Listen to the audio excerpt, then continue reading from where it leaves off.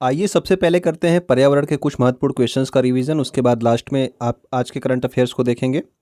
सतत विकास पर पहला जो वैश्विक सम्मेलन हुआ था, जो कि आपका स्टॉकहोम सम्मेलन कहा जाता है, इसका आयोजन कब किया गया था? तो ये हुआ था 1972 में। और स्टॉकहोम जो है किसकी राजधानी है? तो स्वीडन देश की राजधानी है। यहीं पे इसका आयोजन किया गया था, स्टॉकहोम में। ओके। प्रथम बार पर्यावरण दिवस कब मनाया गया?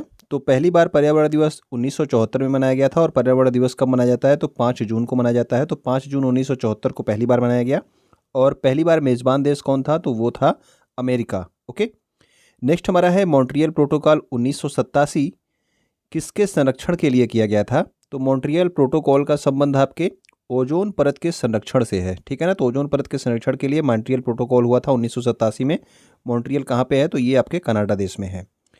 एजेंडा 21 रिपोर्ट का संबंध किस सम्मेलन से था?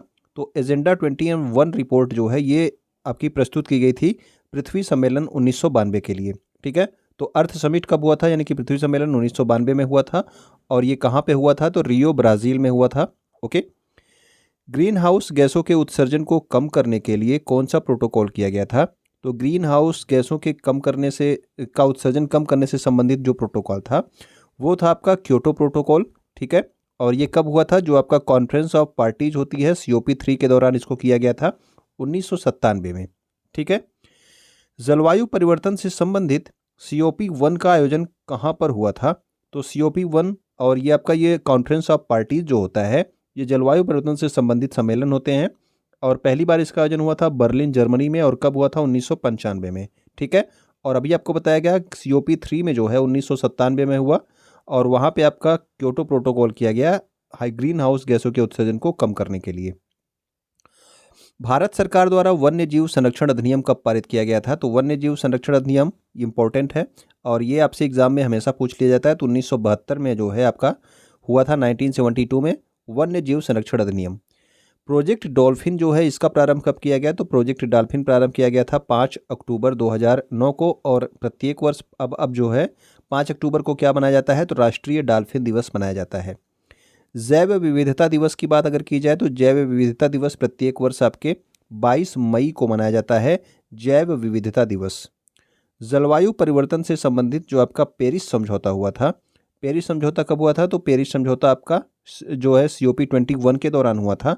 और COP21 कब हुआ? 2015 में। सबसे ज़्यादा जो है COP से पूछा जाने वाला क्वेश्चन आपका COP21 ही है, ठीक है ना। सबसे ज़्यादा आपसे पूछा जाता है पेरिस समझौता COP21 कब हुआ था? 2015 में। COP26 का आयोजन 2022 में कहाँ पर हुआ? तो COP26 का आयोजन 2022 में ये हुआ था ग्लासगो स्कॉटलैंड में पिछले वर्ष। और इस वर्ष 2023 में इसको कहाँ पे किया जाएगा? तो इस वर्ष ये इजिप्ट यानी कि मिस्र में जो है इसका आयोजन किया जाएगा, ठीक है। तो मिस्र में इसका आयोजन 2023 में किया जाएगा। तो ये नहीं सॉरी, यहाँ पे आपका 2021 होगा, ठीक है ना। ये 2021 का है। ओके। तो 2021 में आपका हुआ था ग्लासगो स्कॉटलैंड में। और 2022 में कहाँ पे होगा? 2022 में आपका मिस्र में होगा, ठीक है ना। तो ये आप याद रखेंगे। नेक्स्ट हमारा है 17 सतत विकास लक्ष्यों को प्राप्त करने का लक्ष्य कब तक रखा गया है? तो सतत विकास लक्ष्य कुल कितने हैं? आपको ये नंबर याद रखना है कि 17 सतत विकास लक्ष्य यानी कि सस्टेनेबल डेवलपमेंट गोल्स कितने हैं? 17 हैं। और इनका लक्ष्य कब से कब तक रखा गया है? तो 2015 से 2030 तक के लिए इसका लक्ष्य रखा गया है इसको प्राप्त करने का। आर्द्र भूमि के संरक्षण से संबंधित रामसर कन्वेंशन कब आयोजित किया गया था? तो आर्द्र भूमि के संरक्षण से संबंधित जो आपका रामसर कन्वेंशन हुआ था, ये रामसर कहाँ पे है? तो रामसर आपके ईरान में है। रामसर कन्वेंशन हुआ था 2 फरवरी 1971 में। और वर्तमान में अगर आपसे पूछा जाए कि भारत में कुल कितने रामसर स्थल हैं वर्तमान में, तो आप लोग कमेंट करके जरूर बताएंगे। ओके। नेक्स्ट हमारा है पारिस्थितिकी का शब्द का प्रयोग जो है सर्वप्रथम किसने किया था? तो ये 2 क्वेश्चन आपसे हमेशा पूछ लिए जाते हैं।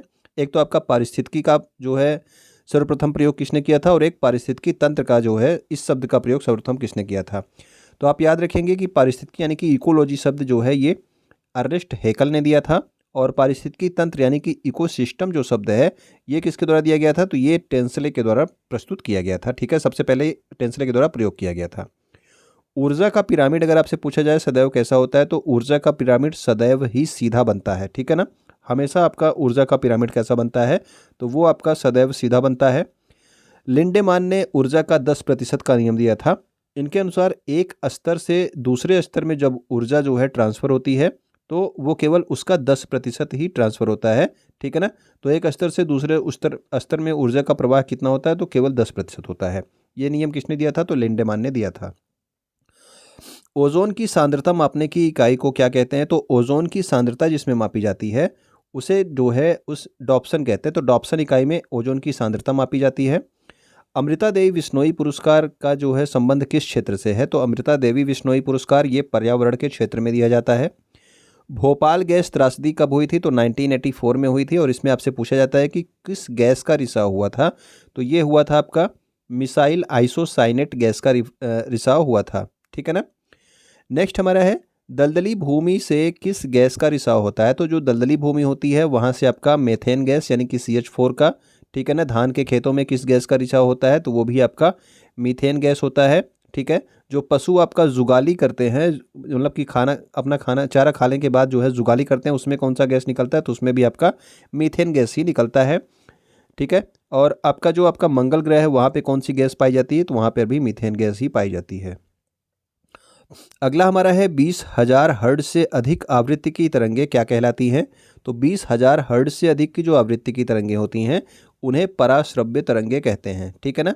तो पराश्रव्य तरंगे, और 20 हर्ट्ज से कम की जो तरंगे होती हैं उन्हें अपश्रव्य तरंगे कहते हैं, ठीक है ना, अपश्रव्य।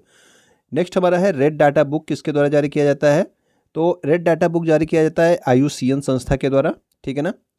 नेक्स्ट हमारा है वाटरमैन ऑफ इंडिया किसे कहते हैं, तो Waterman of India doctor Rajendra Singh को कहते हैं।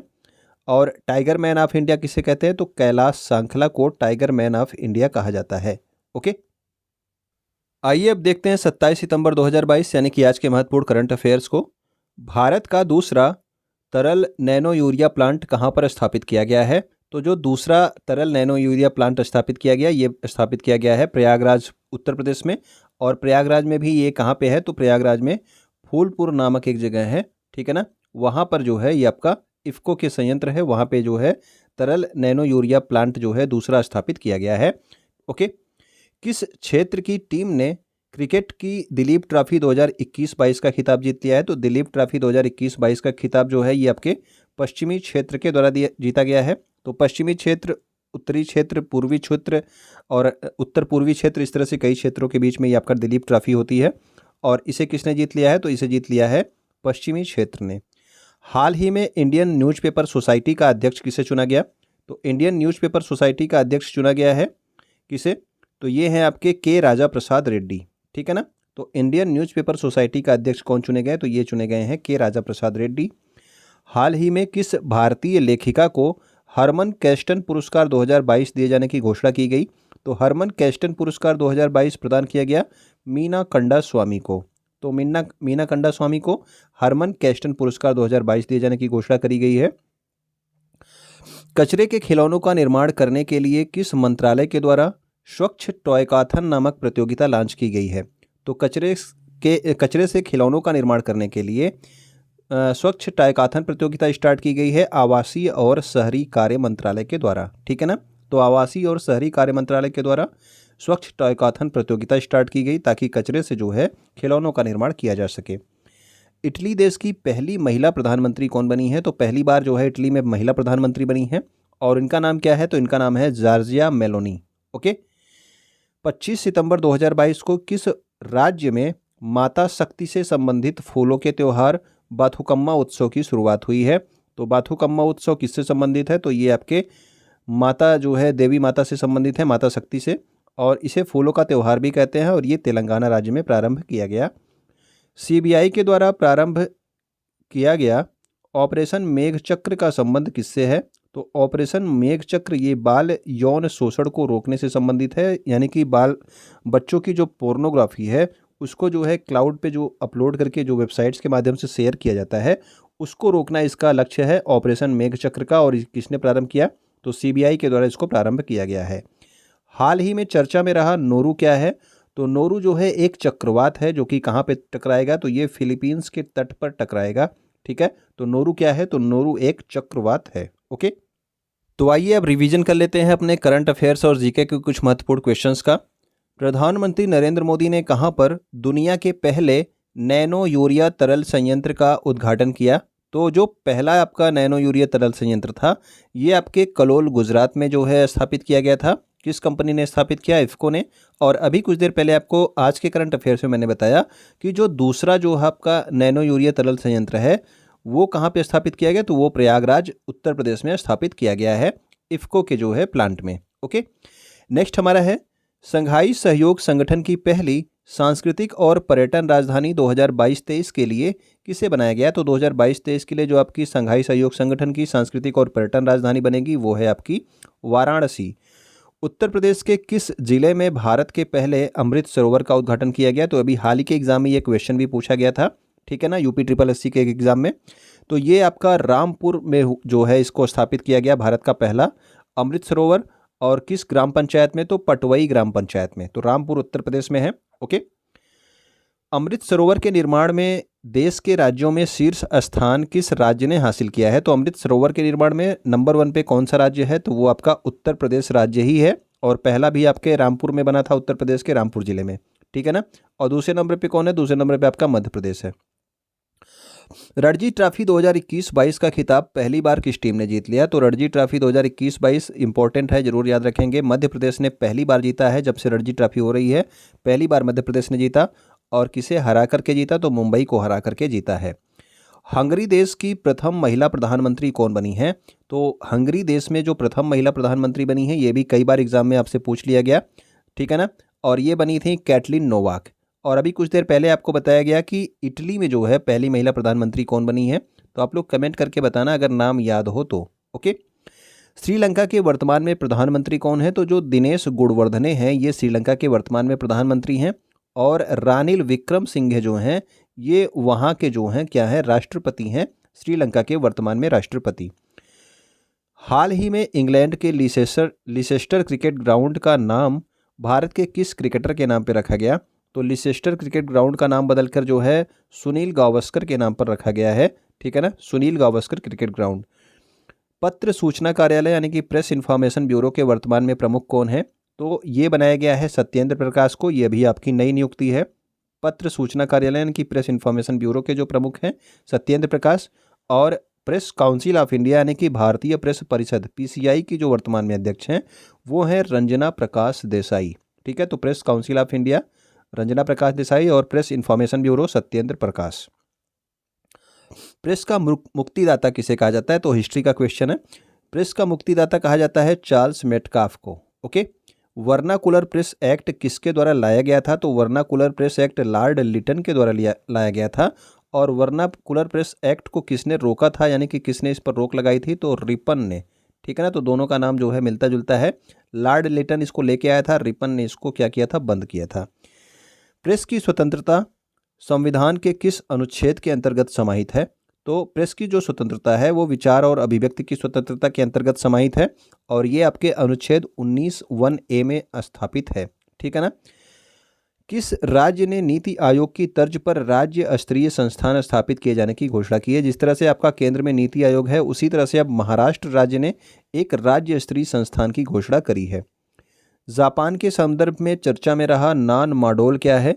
तो नान माडोल एक सुपर टाइफून है, यानी कि एक विनाशकारी तूफान, एक चक्रवाती तूफान है। नान माडोल जो कि कहाँ पे टकराएगा? तो ये आपके जापान के तट पे टकराएगा।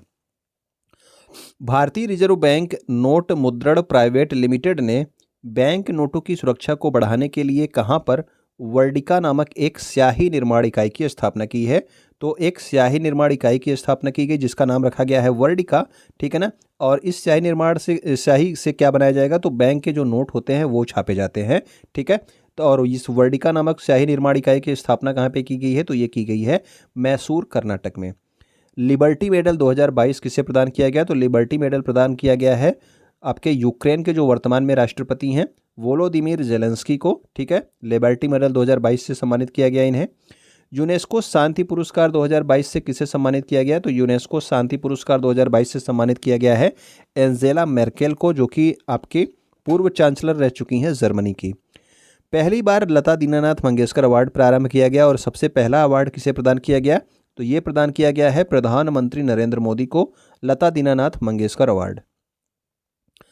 एशियाई विकास बैंक यानी कि एशियन डेवलपमेंट बैंक का मुख्यालय कहाँ पर स्थित है? तो ये आपका स्थित है मनीला, फिलीपींस में। और भारत ने जो है, अगर आपसे पूछा जाए कि किस देश को ब्रह्मोस मिसाइल देने की बात की है, तो ब्रह्मोस मिसाइल देने के लिए किसके साथ समझौता किया है? तो फिलीपींस को जो है ब्रह्मोस मिसाइल प्रदान करने के लिए भारत ने समझौता किया है। भारत का पहला स्वच्छ सुजल प्रदेश किसे घोषित किया गया? तो भारत का जो पहला स्वच्छ सुजल प्रदेश है, ये घोषित किया गया है अंडमान निकोबार द्वीप समूह को। ठीक है ना। त्रिशूरपुरम फेस्टिवल जो है कहाँ पे मनाया जाता है? तो ये मनाया जाता है केरल में। और त्रिशूरपुरम फेस्टिवल को जो है त्योहारों की माँ भी कहा जाता है। खार्ची महोत्सव भी हाल ही में मनाया गया, ठीक है ना, इसी महीने में। और ये कहाँ पे मनाया गया? तो ये आपके त्रिपुरा राज्य में मनाया गया। बोनालू उत्सव का आयोजन कहाँ पे किया जाता है? तो बोनालू उत्सव का आयोजन प्रत्येक वर्ष आपका तेलंगाना राज्य में किया जाता है। चेरी ब्लॉसम फेस्टिवल जो है, ये चेरी ब्लॉसम फेस्टिवल शिलांग में होता है। शिलांग जो है मेघालय में स्थित है। पांग लबसोल फेस्टिवल अभी जो है एक हफ्ते के अंदर ही इसको मनाया गया है। और ये कहाँ पे मनाया गया है? तो ये आपका सिक्किम में मनाया गया है, पांग लबसोब फेस्टिवल। प्रयोगशाला में बनाया गया प्रथम कार्बनिक यौगिक, तो ये काफ़ी इंपॉर्टेंट क्वेश्चन है साइंस का, ठीक है ना। प्रयोगशाला में बनाया गया प्रथम कार्बनिक यौगिक कौन था? तो वो आपका यूरिया है। ओके। नशीले पदार्थों पर रोक लगाने से संबंधित ऑपरेशन नारकोस किसके द्वारा प्रारंभ किया गया था? तो ऑपरेशन नारकोस ये आपका रेलवे सुरक्षा बल ने प्रारंभ किया है। और इसका उद्देश्य है नशीले पदार्थों पर रोक लगाना।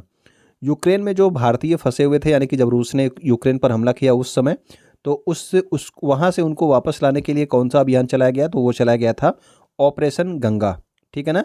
जबकि जो है आपके अफगानिस्तान में जो भारतीय फंसे थे उनको वापस लाने के लिए ऑपरेशन देवी शक्ति स्टार्ट किया गया था। ठीक है, अफगानिस्तान के लिए ऑपरेशन देवी शक्ति और यूक्रेन के लिए ऑपरेशन गंगा।